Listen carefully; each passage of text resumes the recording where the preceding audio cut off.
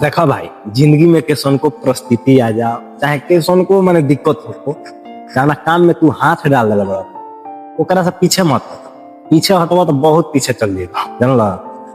देखो, हम वीडियो बनाने लोग सोचे आवेला कुछ बोल देला, कुछ लोग के अच्छा लगता है, कुछ लोग के नहीं अच्छा लगता। मगर हम जानता नहीं कौना मजदूरी में केंगा कितना दिक्कत सही के बनावे नहीं जाना जगह बानी नु भाई।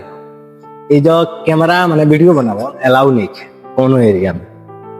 कहीं कहीं बात है तो कहीं कहीं को जानी जा तो बना लेनी। हमारा कंपनी में खुद अलाउ नहीं है वीडियो बनाओ, ठीक बा। छत पर देखा आई काम पर से आवे नहीं 7 बजे ना, तो 7 बजे आम तो नहा के तुरंत छत पर पहुंचे नहीं, कहे से कि इहो 1.5 घंटा खुलल रहे ना, तो इहो लॉक हो जाला, ऊपर भी ना आवे तो, ठीक बा ना। ये परिस्थिति में वीडियो बनावे नहीं भाई, तो तने वीडियो के सपोर्ट कर लो, हमके फॉलो कर लो, ठीक बा ना। मार्केटो ए जैसे 50 किलोमीटर दूर बा, तो कबो काल महीना में एक बार मार्केट जानी जा तो बना ले ब्लॉग, ठीक बा ना। बाकी हमरा यही कोई वीडियो के सपोर्ट करत रहो, बाकी गाँव में आम तब तो गर्दा होखबे करी।